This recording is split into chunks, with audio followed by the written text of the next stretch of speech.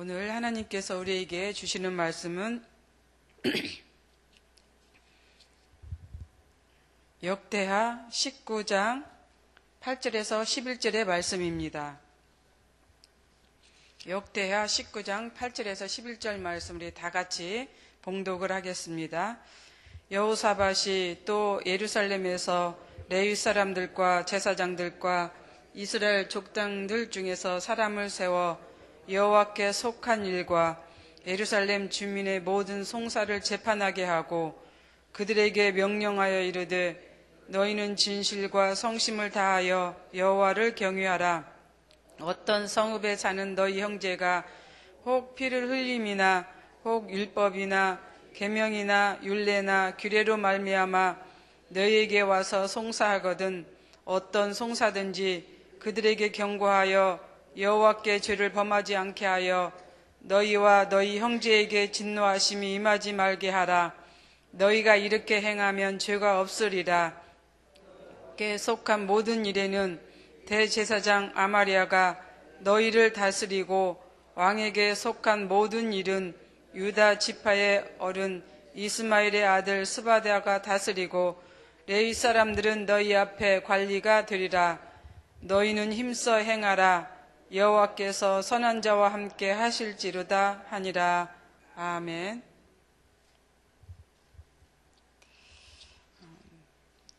아합과 동맹한 일로 선지자 에후의 책망을 들은 여호사밧은 회개하는 마음으로 이제 백성들을 위해서 선정을 베풀며 또 민정을 이제 살피게 됩니다. 유다 전역을 돌면서 백성들이 신앙으로 돌아오도록 했고 또 유다 전역에 재판소를 세워서 하나님을 경외하는 마음으로 이제 백성들을 다스리도록 했습니다. 백성들을 위해서 나라를 다시 정비하고 새롭게 한 것이지요. 이 같은 일은 이제 선왕 아사가 행한 종교 개혁과 맥을 같이 합니다. 우리가 15장에 보면은 이제 그 선왕 아사 왕도 종교 개혁을 일으킨 것을 알 수가 있죠. 아사 왕은 구스 사람 세라의 전쟁에서 돌아오는 길에 이제 아샤라의 훈계를 듣고 종교 개혁을 일으켰습니다. 이 일이 종교 개혁 1차라고 한다고 하면은 여호사밧이 아람과의 전쟁에서 돌아온 후에 이제 선견자 에후로부터 책망을 듣고 이제 종교 개혁을 일으킨 것이 2차라고 할 수가 있습니다. 특히 여호사밧 왕은 그 개혁을 여러 번 이제 시행을 합니다. 종교 개혁뿐만 아니라 이제 교육 개혁도 이제 일으켰습니다. 그래서 유다 백성들이 하나님의 말씀을 알고 또 하나님을 이제 말씀 속에서 살도록 그렇게 이제 했던 것을 우리는 성경 그 역대하 17장과 오늘 본문 이제 19장에서 알 수가 있습니다. 또 오늘 본문은 이제 특별히 사법제도 개혁에 관해서 말씀을 하고 있습니다.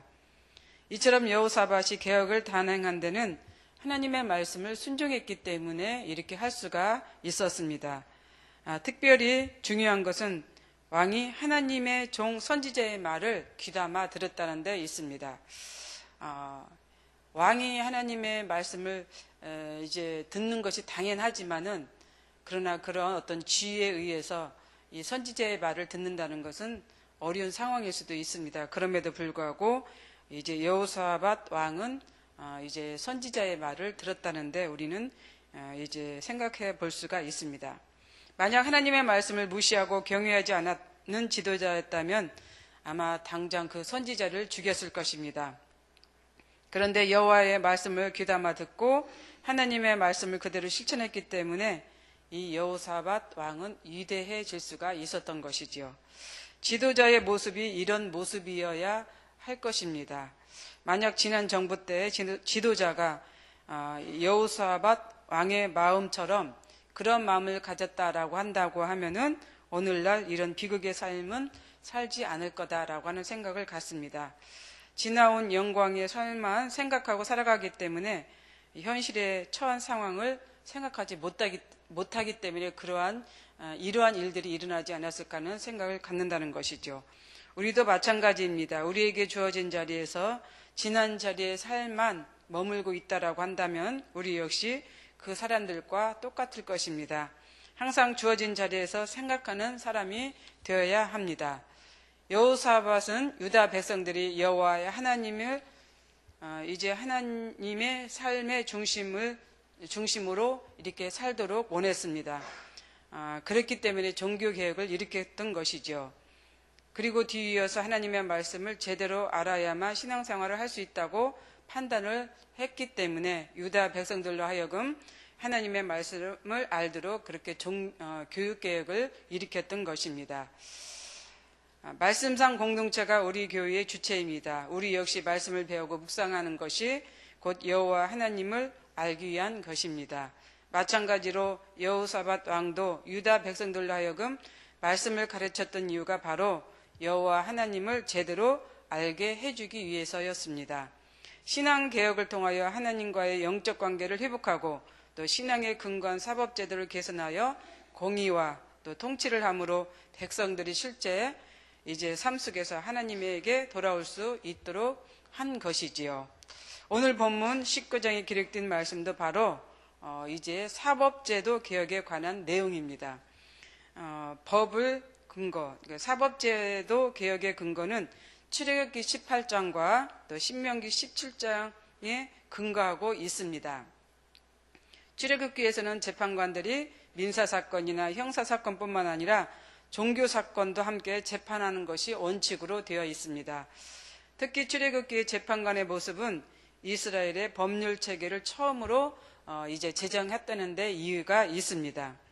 당시 모세는 백성들의 사건을 혼자 담당하고 있었습니다. 보다 못한 모세의 장인 이드로가 이제 보다 효율적이고 신속하고 또 공정하게 일을 처리하도록 이러한 그 법 체계를 근거를 합니다. 10부장, 50부장, 100부장, 1000부장을 세워서 그 일의 경중에 따라서 일을 처리하도록 그렇게 했던 것이지요. 이 일로 모세는 하나님께서 주신 그 본연의 일을 감당할 수 있게 되었고 백성들은 각자 자기들의 맡은 일을 이제 했던 것을 우리는 성경을 통해서 알 수가 있습니다. 이런 사법제도의 흐름이 계속해서 이제 이스라엘에게 이제 이어져 온 것을 우리는 알 수가 있습니다. 물론 때로는 그 흐름이 어그러질 때도 있었습니다. 그럼에도 그 이제 제도의 흐름은 계속해서 이어져 왔다고 하는 것이죠.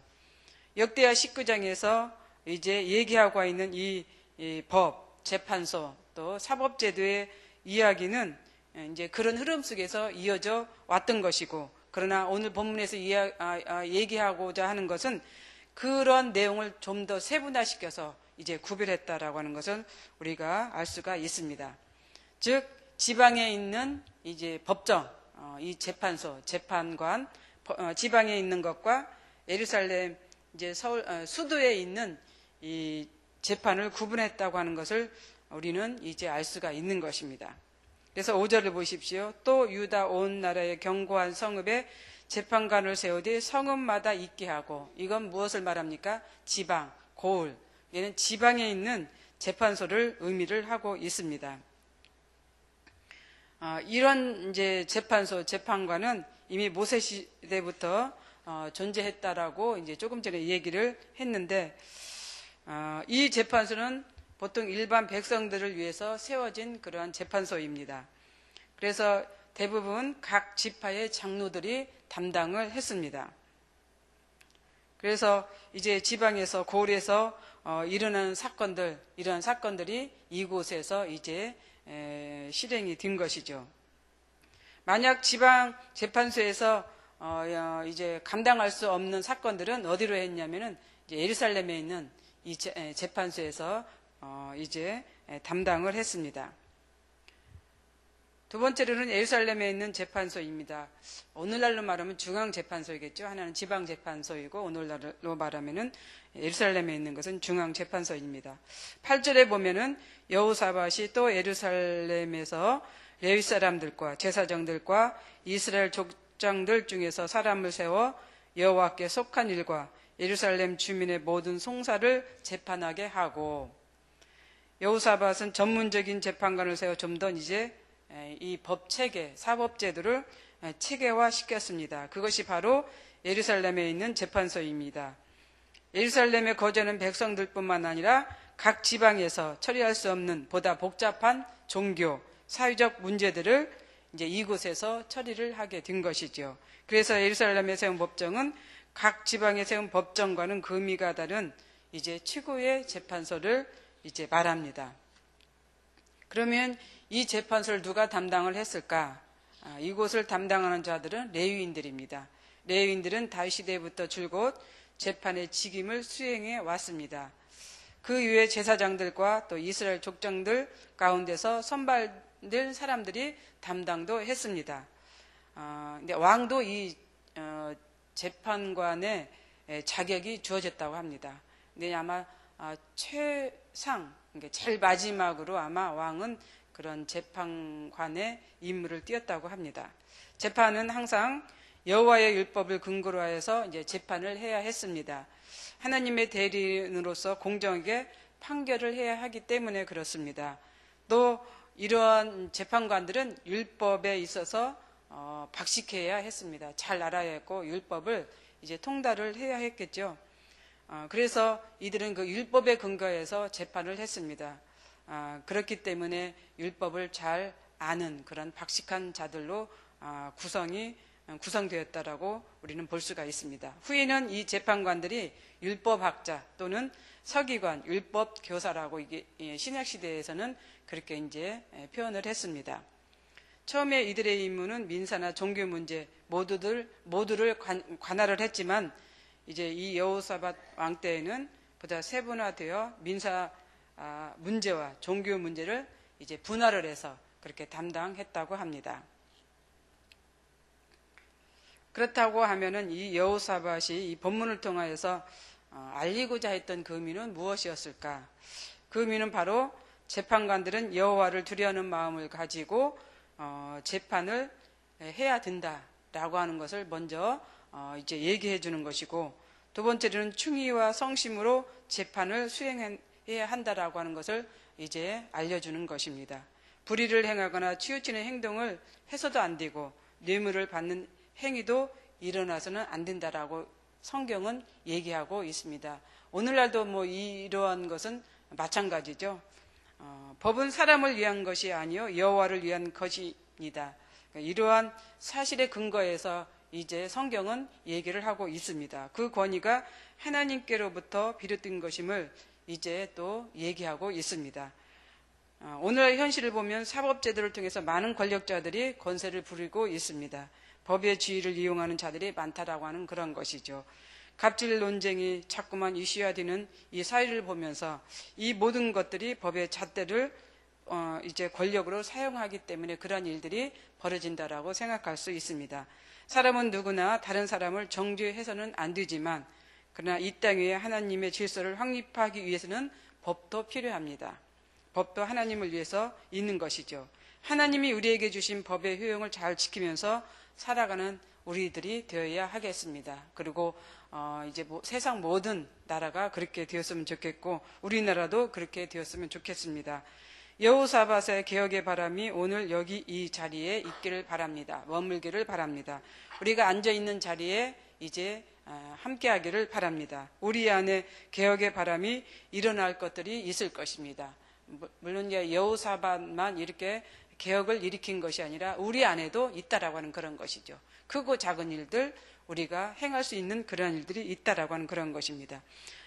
교육개혁이라고 하면 우리는 말씀을 읽고 묵상하고 그 말씀의 뜻대로 살아가는 것, 이런 것들도 우리 안에 이제 일으켜야 된다라고 하는 그런 것입니다.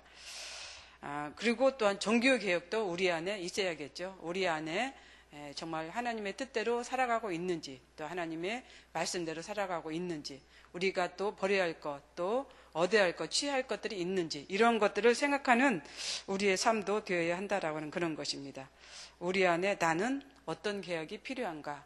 오늘 하루 이제 개혁이라고 하는 이 단어를 생각하면서 살아가는 우리 성락 공동체가 되시기를 바랍니다. 기도하겠습니다.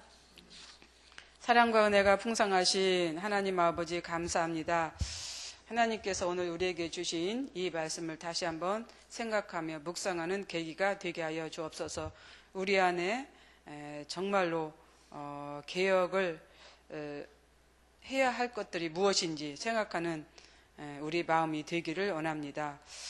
하나님의 뜻대로 산다고 하면서도 하나님의 뜻대로 살지 못하고 있는지, 또 하나님 말씀에 순종하며 살아가고 있다고 생각하면서도 그 순종하지 못하고 불순종의 그러한 삶을 살아가고 있는지 다시 한번 우리가 생각하는 하루가 되기를 원합니다.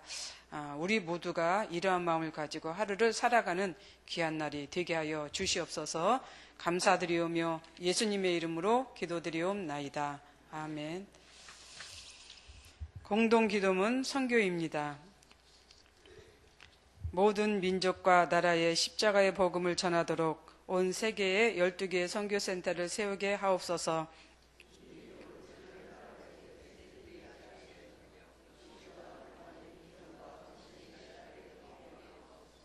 성경에 기록된 약속대로 주님께서 다시 오실 때까지 이 아름다운 발걸음이 강물처럼 들불처럼 이어지게 하시고, 주님 뜻이면 어디든 순종하며 나아가는 선교 공동체이게 하옵소서.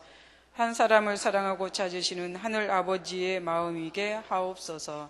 아멘. 주님이 가르쳐 주신 기도 드리겠습니다.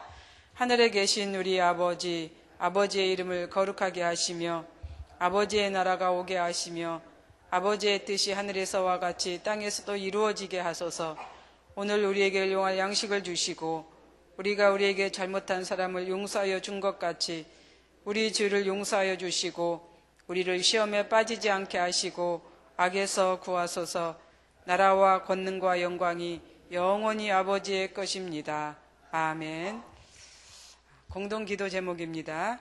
지금 들은 말씀이 내 삶으로 이어지게 하옵소서.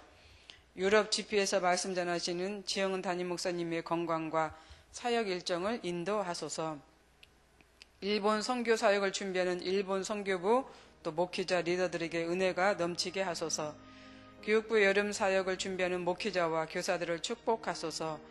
사랑의 의료 선교가 태국에서 진행됩니다. 오늘은 룸가오 교회에서 진행되는 사역에서 아름다운 만남의 축복이 이어지도록 위해서 기도해 주시고요. 또 8월 한 달 방학하는 구역과 기관, 부서가 쉼을 통해 더욱 하나님 사역의 영광을 나타나게 하소서. 혼란한 한국의 정치, 경제, 사회가 속히 안정되게 하시고 동북아 정세에 평화를 주소서. 이 시간 공동 기도 제목과 또 여러분들이 가지고 오신 기도 제목을 하나님께 올리신 후에 각자 삶의 자리로 나아가도록 하겠습니다. 사랑과 은혜가 풍성하신 하나님 아버지